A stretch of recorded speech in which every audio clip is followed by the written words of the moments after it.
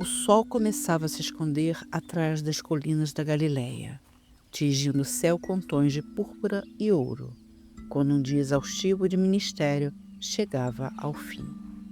Jesus havia passado horas ensinando as multidões à beira-mar, usando parábolas para plantar sementes de eternidade no coração do povo.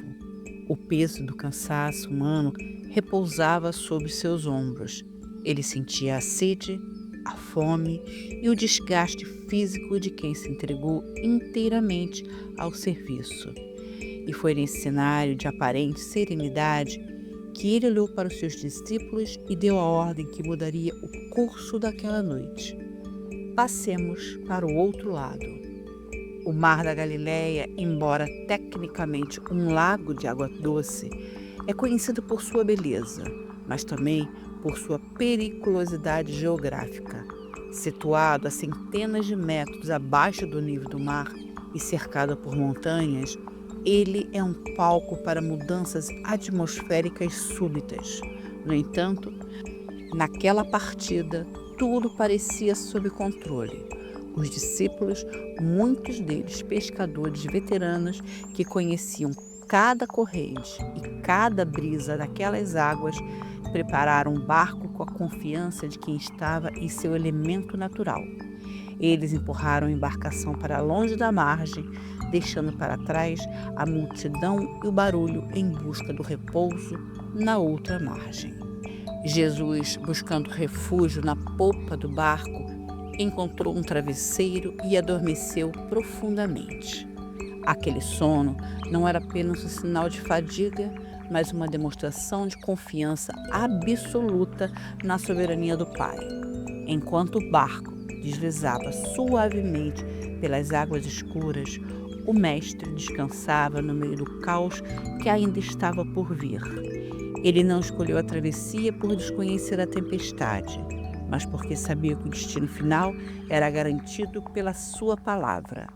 A jornada começou em paz, mas o mar da Galiléia estava prestes a testar não a habilidade dos marinheiros, mas a profundidade da fé daqueles que seguiam o Criador dos ventos. A serenidade da noite foi rasgada sem aviso prévio. No mar da Galiléia, o vento não sopra apenas, ele despenca das montanhas, canalizado pelas gargantas rochosas, atingindo a superfície da água com uma violência súbita e brutal. O que começou como uma brisa refrescante transformou-se em minutos em um grande temporal de vento. As ondas, antes gentis, tornaram-se muralhas de água escura que batiam contra as laterais da embarcação com uma força capaz de estilhaçar a madeira. O som era ensurdecedor, o uivo do vento misturado ao estrondo das águas e ao grito dos homens que tentavam manter o controle. Para os discípulos, aquele não era apenas mais um susto no mar. Entre eles estavam Pedro, André, Tiago e João, homens que haviam crescido naquelas águas e enfrentado inúmeras tempestades. Se eles estavam aterrorizados, era porque a situação havia superado qualquer técnica humana de sobrevivência. O barco, uma estrutura pequena e frágil diante da imensidão do caos, começou a se encher de água. A cada balanço, a morte parecia mais próxima. O balde para retirar a água era inútil contra a torrente que inundava o convés. A força do remo era insignificante contra a fúria das correntes. Nesse cenário, o limite entre a vida e a morte tornou-se uma linha tênue e invisível. A escuridão da noite, iluminada apenas pelos clarões dos raios, revelava rostos pálidos e mãos trêmulas. O medo, esse instinto primário que surge quando perdemos o controle, tomou conta de todos. Eles estavam no centro da vontade de Deus, seguindo uma ordem direta de Jesus. E mesmo assim, o abismo se abria diante deles. A tempestade não perguntou se eles estavam prontos, ela simplesmente chegou, provando que às vezes seguir o Mestre nos leva diretamente para o olho do furacão, onde a única coisa que nos resta é o reconhecimento da nossa própria fragilidade. Enquanto o barco era jogado como uma casca de nós pelas ondas gigantescas e o pânico atingia seu ápice, uma imagem surreal se destacava na popa da embarcação. Jesus continuava dormindo. Ali, no lugar mais baixo e instável do barco, o mestre repousava, sua cabeça sobre um travesseiro, alheio ao barulho ensurdecedor do temporal e aos respingos de água gelada que certamente o atingiam. Este é um dos contrastes mais profundos das Escrituras: a agonia frenética dos homens versus a paz inabalável de Deus. O sono de Jesus não era falta de cuidado, era a evidência de uma consciência em pleno repouso na autoridade do Pai.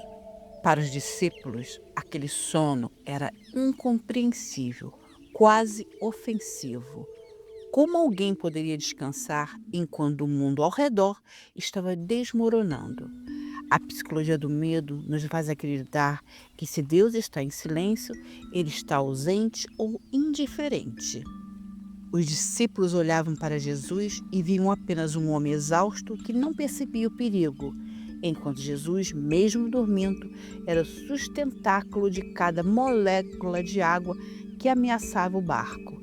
Ele dormia não porque a tempestade fosse pequena, mas porque ele era infinitamente maior do que ela. Esse contraste revela a distância entre a nossa percepção humana e a realidade espiritual. A agonia dos discípulos nascia da visão focada nas ondas. A paz de Jesus nascia da sua natureza eterna. O barco era o cenário de duas realidades paralelas: a tempestade que rugia por fora e a calma que habitava por dentro. Ali, no meio do mar da Galileia, Jesus estava ensinando, sem dizer uma única palavra, que a verdadeira segurança não depende da ausência de ventos, mas da presença de quem está no barco.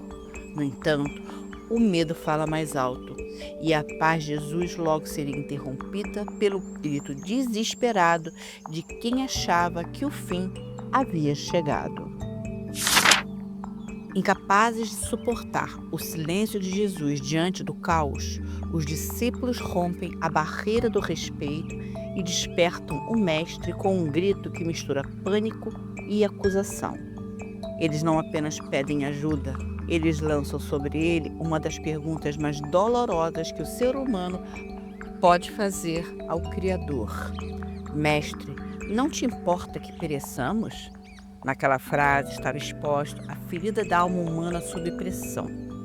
Eles duvidaram não do poder de Jesus, mas do seu amor. O medo tem a capacidade de distorcer a realidade, fazendo com que o cuidado de Deus pareça indiferença e o seu descanso pareça abandono. O desespero dos discípulos revela como nos sentimos quando nossas orações parecem não ser ouvidas no meio da crise. Eles haviam visto cegos enxergarem e paralíticos andarem, mas diante da iminência da morte, a experiência passada foi engolida pela urgência do presente. Não te importa? É o clamor de quem se sente desamparado. Eles acreditavam que se Jesus os amasse de fato, ele não estaria dormindo. Ele estaria lutando ao lado deles ou teria evitado o temporal. Eles queriam uma ação imediata, pois a lógica humana dita que a dor é incompatível com a presença de um Deus amoroso. No entanto, o despertar de Jesus não acontece por causa da tempestade. O barulho das águas não o incomodava, mas por causa do clamor de seus filhos. Ele se levanta não por medo das ondas, mas por compaixão daqueles que o chamavam. A pergunta cruel dos discípulos revela que a nossa maior batalha no meio da tempestade não é contra o vento extremo, mas contra a incredulidade interna. Jesus estava prestes a mostrar que se importava, mas que o seu tempo de agir e o seu modo de governar, o caos, são regidos por uma autoridade que a mente humana, mergulhada no pavor, ainda não conseguia compreender. Jesus se levanta sem o pânico que dominava o convés. Ele se coloca diante da fúria dos elementos. Ele não faz uma prece longa, não implora por livramento, nem luta contra as ondas. Como criador que reconhece sua própria obra, ele simplesmente dá uma ordem verbal direta ao vento e ao mar. Cala-te, emudece. Esse é o comando de um senhor repreendendo um animal rebelde. No mesmo instante, a física foi desafiada. Não houve uma redução gradual do vento, mas uma interrupção súbita. O vento cessou imediatamente e as ondas, que deveriam continuar agitadas por inércia, tornaram-se um espelho de vidro. Fez-se uma grande bonança. A natureza reconheceu a voz que a trouxe à existência. Naquele momento, o silêncio que se seguiu ao estrondo da tempestade foi mais ensurdecedor do que o próprio temporal. O barco, que segundos antes estava prestes a submergir, agora flutuava em águas perfeitamente imóveis. Jesus demonstrou que sua autoridade não conhece limites geográficos ou biológicos. Ele é o Senhor da matéria e do caos. Para o Mestre, a tempestade não era um problema a ser resolvido, mas uma oportunidade para revelar sua identidade divina. Ele não precisou de esforço para subjugar o mar, apenas de sua palavra. Essa cena é o ápice da demonstração de soberania. Jesus não apenas acalmou o medo dos discípulos, ele amordaçou a fúria da criação. A voz que outrora disse, haja luz, agora dizia, haja paz, e o universo obedeceu. O poder de Jesus sobre a natureza serviu como um sinal de que não há tempestade na vida humana que resista à sua voz. A autoridade demonstrada no Mar da Galileia ecoa a verdade de que o caos pode ser barulhento, mas ele é mudo diante do Rei. A grande bonança extrema era o prelúdio para o confronto que Jesus teria agora com a tempestade que ainda rugia no coração de seus seguidores. Após o silêncio absoluto cair sobre o Mar da Galileia, Jesus não se dirige à tempestade, mas aos corações que ainda tremiam. Ele lança duas perguntas que ecoam pela eternidade. Por que sois tão tímidos? Como é que não tendes fé? Essas perguntas não eram uma repreensão pela falta de habilidade deles como marinheiros, mas pela falta de percepção de quem estava no barco com eles. A timidez deles não era apenas medo de morrer, era o medo de quem ainda não conhecia a verdadeira natureza do Mestre. A fé que Jesus esperava não era a que evitava o temporal, mas a que descansava enquanto ele dormia. A reação dos discípulos mudou completamente. O pânico de morrer foi substituído por algo muito mais profundo, um temor reverente. Eles foram tomados de grande medo, mas agora não era das ondas e sim da santidade e do poder que acabavam de testemunhar. Eles se perguntavam uns aos outros: quem é este que até o vento e o mar lhe obedecem? Naquele momento, a identidade de Jesus foi revelada de uma forma que milagres de cura não poderiam mostrar. Ele não era apenas um profeta ou um mestre, ele era o Senhor sobre a criação, aquele que domina as forças que o homem não pode tocar. A lição final no Mar da Galileia é que a maior tempestade não estava do lado de fora do barco, mas na alma dos discípulos. Jesus acalmou o mar para que pudesse então acalmar a incredulidade deles. A travessia terminou com o barco chegando à margem, mas os homens que desembarcaram não eram os mesmos que haviam partido. Eles aprenderam que ter Jesus no barco não é garantia de ausência de tempestade, mas é a certeza absoluta de que o barco jamais afundará. O mestre dos ventos nos convida a confiar no seu descanso tanto quanto o seu comando, pois aquele que dorme na popa é o mesmo que governa o universo.